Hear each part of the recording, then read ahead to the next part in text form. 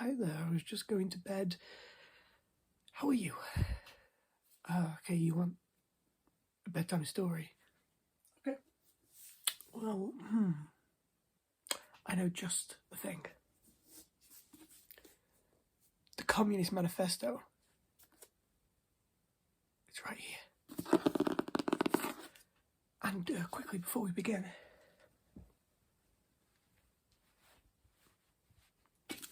there we go. It's a bedtime story for you. This is the Manifesto of the Communist Party by Karl Marx and Friedrich Engels. A spectre is haunting Europe, the spectre of communism. All the powers of old Europe have entered into a holy alliance to exorcise this spectre. Pope and Tsar, Metternich and Guizot, French radicals and German police spies. Whereas the party in opposition that has not been decried as communist by its opponents in power, where the opposition that has not held back the branding reproach of communism against the more advanced opposition parties, as well as against its reactionary adversaries, two things result from this fact. 1. Communism is already acknowledged by European powers to be itself a power. 2.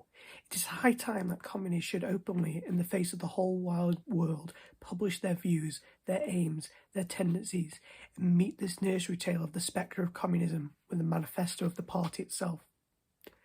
To this end, communists of various nationalities have assembled in London and sketched the following manifesto to be published in the English, French, German, Italian, Flemish, and Danish languages. Chapter 1. Bourgeois and Proletarians. The history of all hitherto existing society is the history of class struggles. Freeman and slave, patrician and plebeian, lord and serf, guildmaster and journeyman, in a word, oppressor and oppressed, stood in constant opposition to one another, carried on an uninterrupted, now hidden, now open fight, a fight that each time ended either in a revolutionary reconstitution of society at large or in the common ruin of the contending classes. In the earlier epochs of history, we find almost everywhere a complicated arrangement of society into various orders, a manifold gradation of social rank. In ancient Rome, we have patricians, knights, plebeians, slaves. In the Middle Ages, feudal lords, vassals, guildmasters, journeymen, apprentices, serfs. In almost all of these classes, again, subordinate gradations. The modern bourgeois society that has sprouted from the ruins of feudal society has not done away with class antagonisms. It has but established new classes, new conditions of oppression, new forms of struggle in places of the old ones. Our epoch, the epoch of the bourgeoisie, possesses, however, this distinctive feature. It has simplified the class antagonisms. Society as a whole is more and more splitting up into two great hostile camps, into two great classes directly facing each other, bourgeoisie and proletariat. From the serfs of the Middle Ages sprang the chartered boroughs of the earliest towns. From these burgesses, the first elements of the bourgeoisie were developed. Discovery of America, the rounding of the Cape, opened up fresh ground for the rising bourgeoisie. The East Indian and Chinese markets, the colonization of America, trade with the colonies, the increase in the means of exchange, and in commodities generally gave to commerce, to navigation, to industry, an impulse never before known, and thereby to the revolutionary element in the tottering feudal society, a rapid development. The feudal system of industry under which industrial production was monopolized by closed guilds now no longer sufficed for the growing wants of the new markets. The manufacturing system took its place. The guild masters were pushed on one side by the manufacturing middle-class. Division of labour between the different corporate guilds vanished in the face of division of labour in each single workshop. Meantime, the markets kept ever growing, the demands ever rising. Even manufacture no longer sufficed. There, upon steam and machinery revolutionized industrial production, the place of manufacture was taken by the giant modern industry, the place of the industrial middle class by industrial millionaires, the leaders of the whole industrial armies, the modern bourgeois. Modern industry has established the world market, for which discovery of America paved the way. This market has given an immense development to commerce, navigation, to communication by land, This development has in its turn reacted on the extension of industry, and in proportion as industry, commerce, navigation, railways extended, in the same proportion the bourgeoisie developed, increased its capital, and pushed into the background every class handed down from the Middle Ages. We see therefore how the modern bourgeoisie is itself the product of a long course of development, of a series of revolutions in the modes of production and of exchange. Each step in the development of the bourgeoisie was accompanied by a corresponding political advance of that class. An oppressed class under the sway of the feudal nobility, an armed and self-governing association in the medieval commune, here independent urban republic, as in Italy and Germany, there taxable third estate of the monarchy, as in France. Afterwards, in the period of manufacture proper, serving either the semi-feudal or the absolute monarchy, as a counterpoise against nobility, and in fact cornerstone of the great monarchies in general. The bourgeoisie has at last, since the establishment of modern industry and of the world market, conquered for itself in the modern representative state exclusive political sway. The executive of the modern state is but a committee for managing the common affairs of the whole bourgeoisie. The bourgeoisie historically has played a most revolutionary part. The bourgeoisie, whether it has got the upper hand, has put an end to all feudal, patriarchal, idyllic relations. It has pitilessly torn asunder the motley feudal ties that bound man to his natural superiors, and has left remaining no other nexus between man and man than naked self-interest, than callous cash payment. It has drowned the most heavenly ecstasies of religious fervour, of chivalrous enthusiasm, of philistine sentimentalism, in the icy waters of egotistical calculation. It has resolved personal worth into exchange value, and in place of the numberless indefeasible chartered freedoms, has set up in that single unconscionable freedom free trade. In one word, for exploitation veiled by religious and political illustrations, it has substituted naked, shameless, direct, brutal exploitation. The bourgeoisie has stripped of its halo every occupation hitherto honoured and looked upon to with reverent awe. It has converted the physician, the lawyer, the priest, the poet, the man of science into its paid wage labourers. The bourgeoisie has torn away from the family its sentimental veil and has reduced the family relation to a mere money relation. The bourgeoisie has disclosed how it came to pass that the brutal display of vigour in the Middle Ages, which reactionists so much admire, found its fitting complement in the most slothful indolescence. It has been the first to show what man's activity can bring about. It has accomplished wonders far surpassing Egyptian pyramids, Roman aqueducts, and Gothic cathedrals. It has conducted expositions that put in the shade of all former exoduses of nations and crusades. The bourgeoisie cannot exist without constantly revolutionizing the instruments of production, and thereby the relations of production, and with them the whole relations of society. Conservation of the old modes of production in unaltered forms was, on the contrary, the first condition of existence for all earlier industrial classes. Constant revolutionizing of production, uninterrupted disturbance of all social conditions, everlasting uncertainty and agitation distinguished the bourgeois epoch from all earlier ones. All fixed, fast frozen relations, with their train of ancient and venerable prejudices and opinions swept away. All new-formed ones become antiquated before they can ossify. All that is solid melts into air. All that is holy is profaned, and man is at last compelled to face with sober senses his real conditions of life and his relationships with his kind. The need of a constantly expanding market for its products chased the bourgeoisie over the whole surface of the globe. It must nestle everywhere, settle everywhere, establish connections everywhere. The bourgeoisie has, through its exploitation of the world market, given a cosmopolitan character to production and consumption in every country. To the great chagrin of reactionists, it has drawn from under the feet of industry the national ground on which it has stood. All old established national industries have been destroyed or are daily being destroyed. They are dislodged by new industries whose introduction become a life and death question for all civilized nations, by industries that no longer work up indigenous raw material, but raw material drawn from the remotest zones, industries whose products are consumed not only at home, but in every quarter of the globe. In place of the old wants satisfied by the productions of the country, we find new wants requiring for their satisfaction the products of distant lands and climes. In place of the old local and national seclusion and self-sufficiency, we have intercourse in every direction, universal interdependence of nations, and as in material, so also in intellectual production. The intellectual creations of individual nations become common property. National one-sidedness and narrow-mindedness became more and more impossible, and from the numerous national and local literatures there arises a world literature. The bourgeoisie, by the rapid improvement of all instruments of production, by the immensely facilitating means of communication, draws all, even the most barbarian nations, into civilizations. The cheap prices of its commodities, the heavy artillery with which it batters down all Chinese walls, with which it forces the barbarians' intensely obstinate hatred of foreigners to capitulate. It compels all nations, on pain of extinction, to adopt the bourgeoisie mode of production. It compels them to introduce what it calls civilization into their midst, i.e., to become bourgeois themselves. In one word, it creates a world after its own image. The bourgeoisie has subjected the country to the rule of the towns. It has created enormous cities, has greatly increased the urban population as compared with the rural, and has thus rescued a considerable part of the population from the idiocracy of rural life.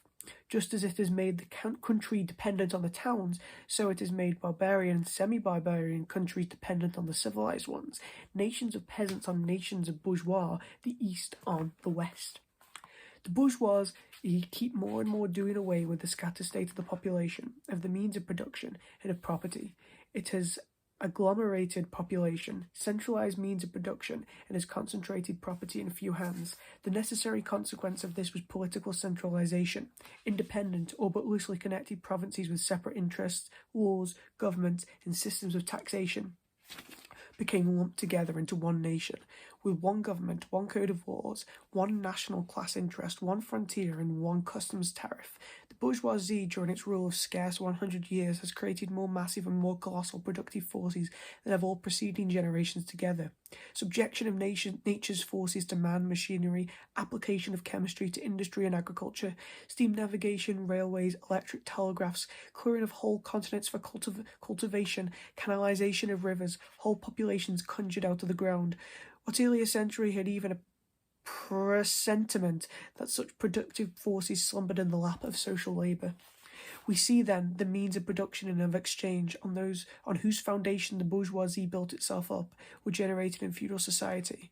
At a certain stage in the development of these means of production and of exchange, the conditions under which feudal society produced and exchanged the feudal organization of agriculture and manufacturing industry, in one word, the feudal relations of property, became no longer compatible with the already developed productive forces. They became so many fetters. They had to be burst asunder. They were burst asunder. Into the place stepped free competition, accompanied by a social and political constitution adapted to it, and by the economical and political sway of the bourgeoisie class. A similar movement is going on before our own eyes. Modern bourgeois society, with its relations of production, of exchange, and of property, a society that has conjured up such gigantic means of production and of exchange, is like the sorcerer, who is no longer able to control the powers of the nether world, whom he has called up by his spells. For many a decade past, the history of industry and commerce is but the history of the revolt of modern productive forces against modern conditions of production, against the property relations that are the conditions for the existence of the bourgeoisie and of its rule. It is enough to mention the commercial crises that by their periodical return put on its trial, each time more threateningly, the existence of the entire bourgeois society.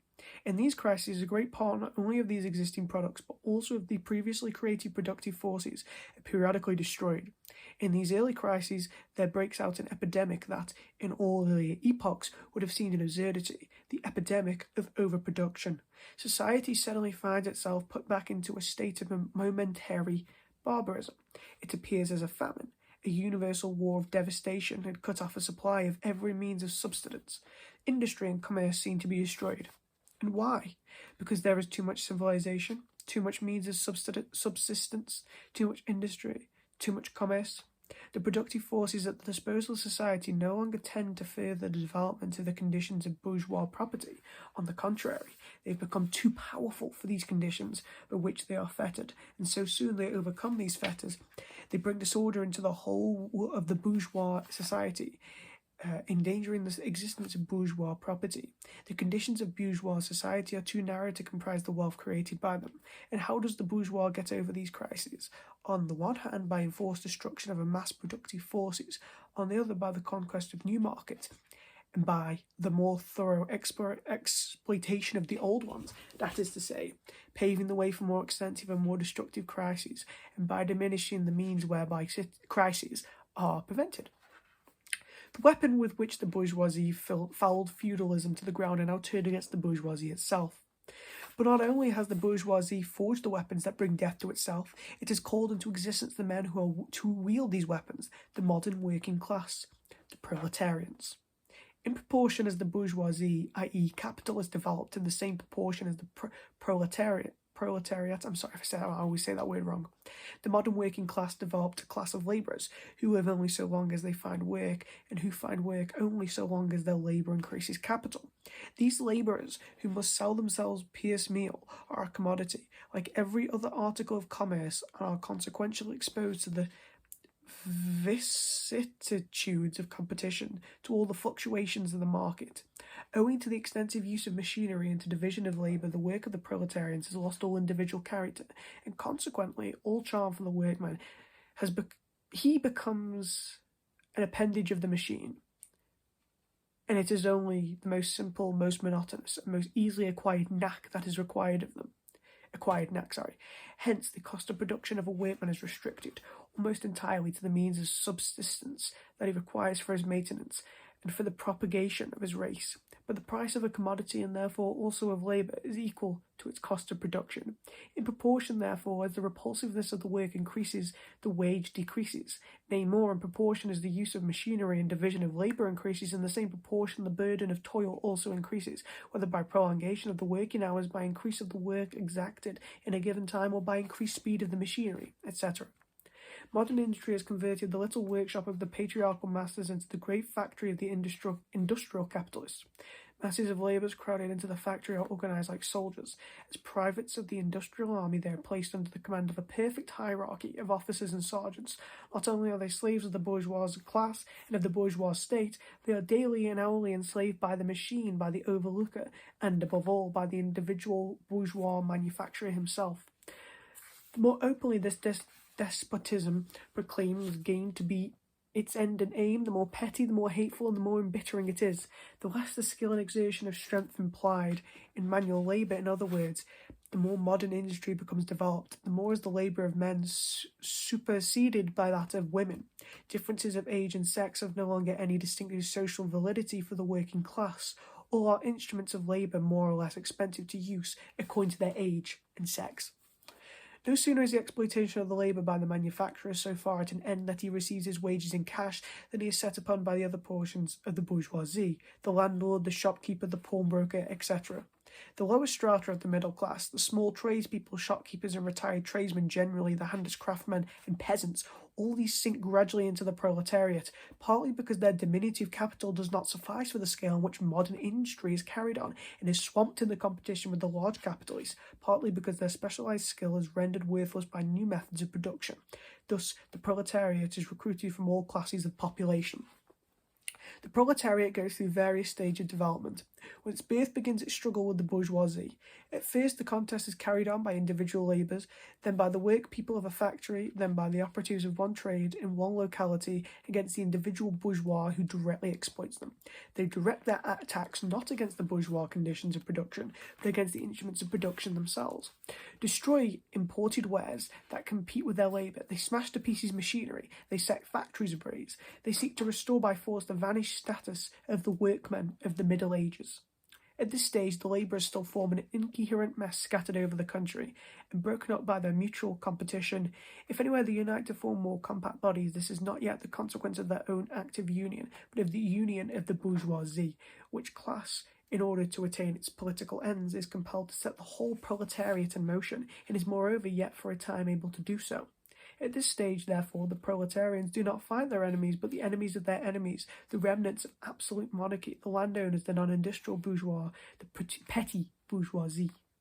Thus, the whole historical movement is concentrated in the hands of the bourgeoisie.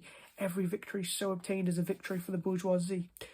But with the development of industry, the proletariat not only increases in number, it becomes concentrated in greater masses. Its strength grows, and it feels that strength more. The various interests and conditions of life within the ranks of the proletariat are more and more equalized in proportion as machinery obliterates all distinctions of labor and nearly everywhere reduces wages to the same low level.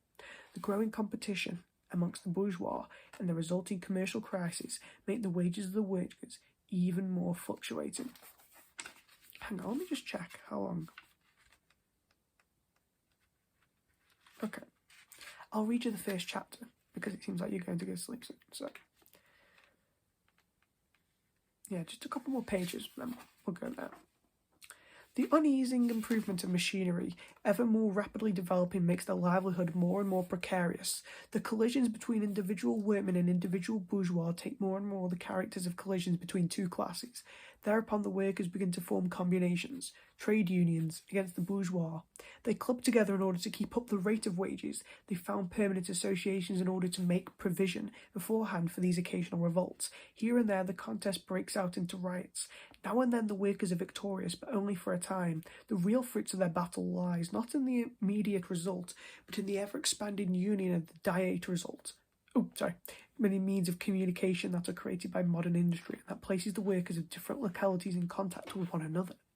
It was just contact that was needed to centralise the numerous local struggles, all of the same character, into one national struggle between classes.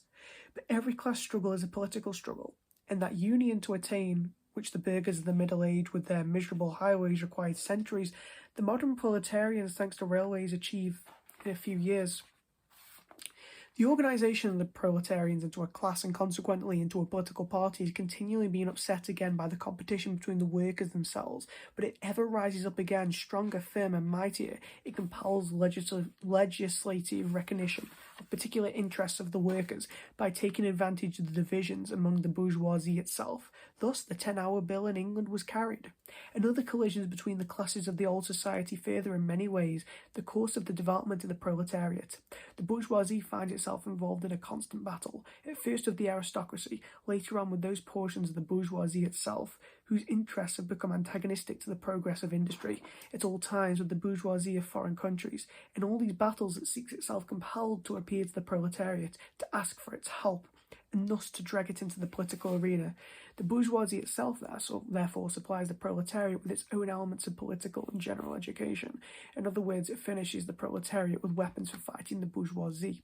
Further, as we have already seen, entire sections of the ruling class are, by the advance of industry, precipitated into the proletariat, or at least threatened in their own conditions of existence.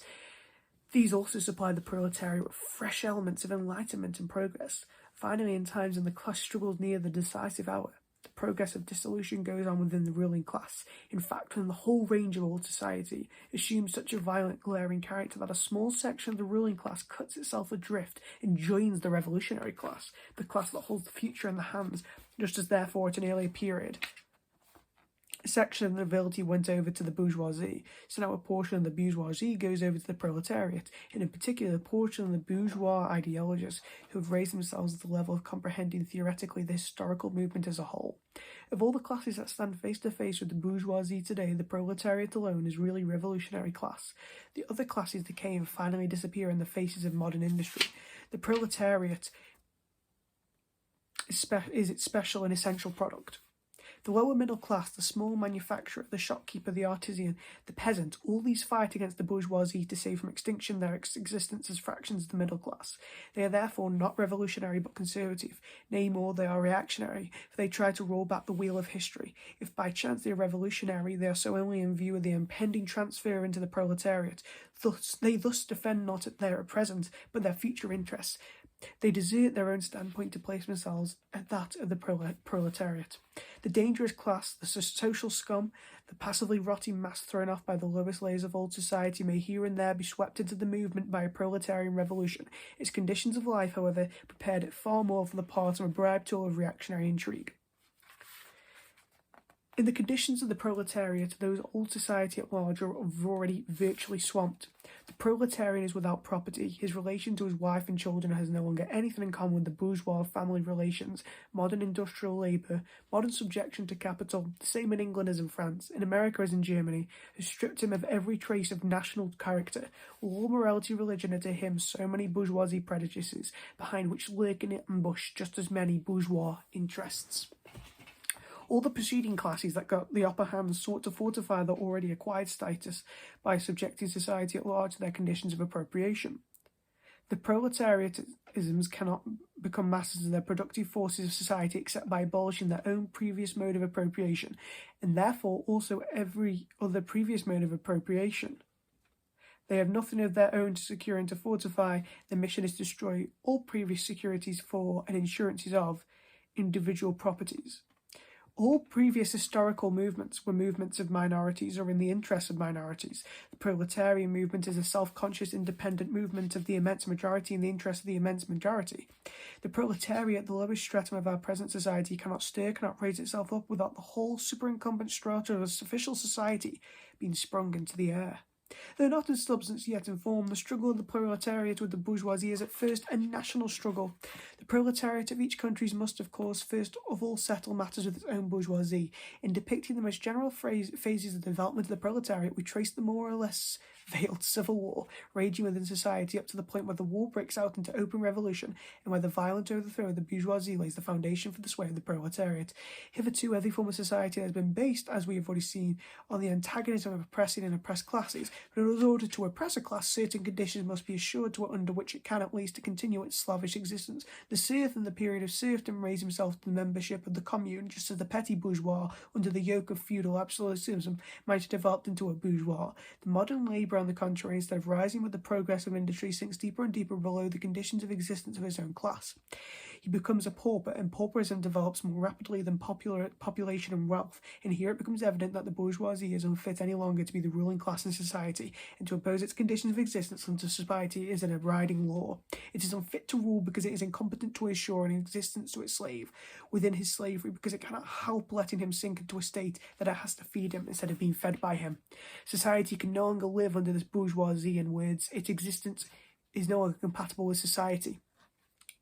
The essential condition for existence in the sway of the bourgeoisie class is the formation and augmentation of capital, and condition for capital is wage labour. Wage labour rests exclusively on the competition between the labourers. The advance of industry, whose involuntary promoter is the bourgeoisie, replaces the isolation of the labourers due to competition for the revolutionary combination due to association. Development of modern industry, therefore, cuts from under its feet the very foundation on which the bourgeoisie produces and appropriates products.